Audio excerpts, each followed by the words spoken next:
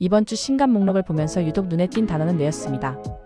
뇌과학에 대한 사회적 관심이 지나치게 높아 오히려 뇌가 혹사되는 느낌마저 있었는데, 첫 번째로 소개한 뇌를 위한 침묵 수업은 뇌를 멈추게 하는 침묵의 중요성을 설명하고 있다는 보도자료에 마음이 닿았습니다. 반면 뇌과학자가 들여다본 붓다의 마음은 어떤 것일까를 타이틀로 삼은 뇌과학자가 본 붓다의 마음은 또 다른 뇌를 발견할 수 있을 것 같았습니다.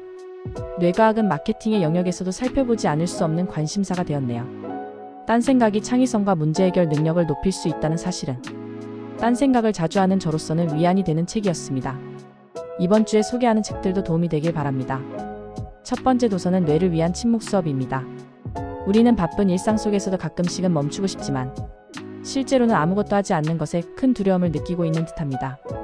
프랑스의 대표적인 신경과학자 미셸 르방 키엥이 쓴 뇌를 위한 침묵 수업은 자신의 체험을 바탕으로 침묵의 중요성을 설명하고 있습니다. 과로로 인한 안면마비 진단을 받고 강제적인 휴식을 취한 후 그의 몸과 마음은 놀랍도록 회복되었습니다. 이 경험을 통해 침묵의 힘을 깨닫고 신경과학적 연구를 통해 침묵의 깊은 가치를 탐구합니다.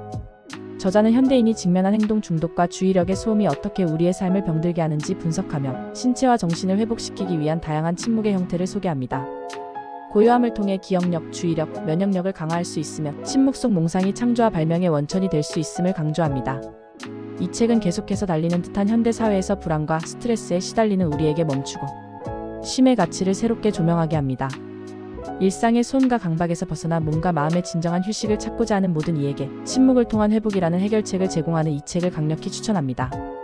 두 번째 도서는 뇌과학자가 본 붓다의 마음입니다. 어째서 우리의 마음은 늘 그렇게 방황하고 번뇌로 가득 찰까요?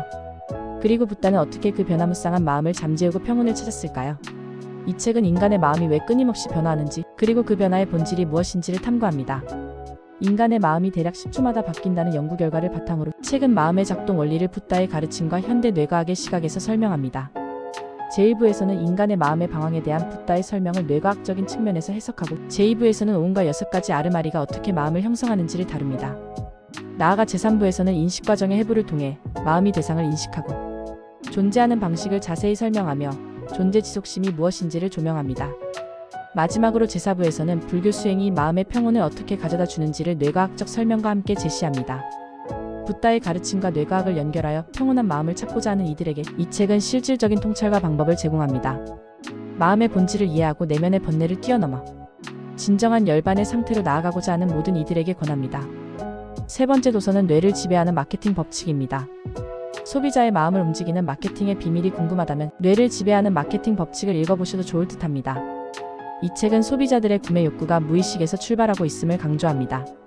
제품이나 브랜드가 고객에게 익숙해질 때 그 구매는 더 이상 의식적인 선택이 아니라 반사적인 행동이 된다는 것이죠. 결과적으로 이제는 고객의 무의식을 사로잡아야 할 때라는 판단입니다.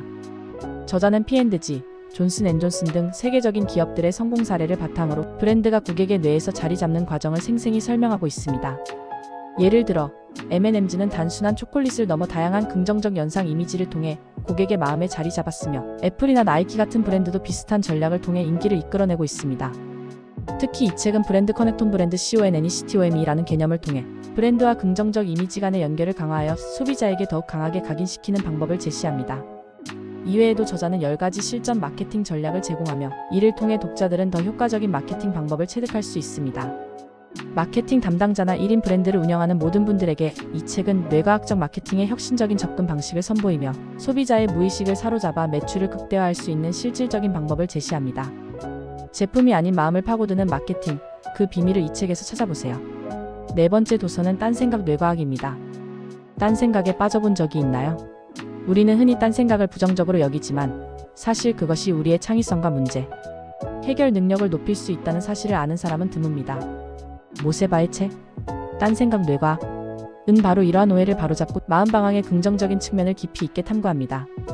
이 책은 마음이 방황할 때 비로소 발견할 수 있는 창의성과 새로운 연결을 설명하며 이를 활용하는 구체적인 방법을 제시합니다. 특히 뇌과학의 기본 모드 네트워크를 중심으로 한 연구를 통해 딴 생각이 어떻게 우리의 내면적 통찰과 외부 자극에 대한 적응력을 강화하는지 밝힙니다. 더 나은 아이디어를 얻고 삶의 몰입을 높이고 싶다면 이 책이 제시하는 다양한 사례와 연구를 통해 실질적인 통찰을 얻을 수 있습니다.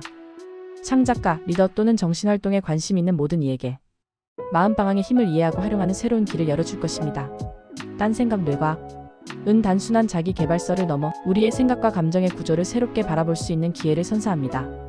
5번째 도서는 공부머리 뇌과학입니다. 당신의 아이도 공부 포텐이 터질 수 있을까요? 세계적인 뇌과학자 가와시마 리타는 공부는 결국 유전이 아니다라고 단언하며 똑똑한 아이들의 비밀을 연구했습니다. 이 책은 초중학생들이 학문적으로 우월한 성과를 이루는 비결을 뇌과학적 관점에서 풀어냅니다. 유전적 요소가 아닌 환경과 습관, 그리고 부모의 지지가 아이의 공부머리를 만든다고 합니다. 가와시마는 특히 매일 반복되는 작은 습관이 공부머리를 키운다는 점을 강조합니다. 예를 들어 매일 30분의 독서 습관 소리, 내어 읽기, 간단한 수 연산은 전두엽 기능을 강화시켜서 창의력과 문제 해결 능력을 향상시킨다는 연구 결과를 제시합니다. 또한 잘 먹고 잘 자고 잘 놀 수 있는 환경이 아이들의 집중력과 사고력에 긍정적인 영향을 미친다고 설명합니다. 마지막으로 부모가 아이의 말을 경청하고 꿈에 대해 이야기할 때 아이의 자기 효능감과 학습 동기가 높아집니다. 이 책은 부모들의 역할을 재조명하며 아이들이 공부에 대한 좋은 감정과 스스로 목표를 이루는 법을 배우도록 도와줍니다. 결국 이 책은 똑똑한 아이로 키우기 위한 현실적이고 과학적인 방법을 제시합니다. 배우고 싶으신가요? 그럼 이 책은 당신을 위한 것입니다. 이번 주 신간은 어땠나요? 마음을 움직이게 한 책이 있다면 근처 서점에 가서 둘러보세요. 서점을 둘러보면 훨씬 더 다양한 책들이 기다리고 있습니다. 영상 끝까지 시청해주셔서 감사합니다. 좋아요, 구독은 영상 제작에 큰 도움이 됩니다. 감사합니다.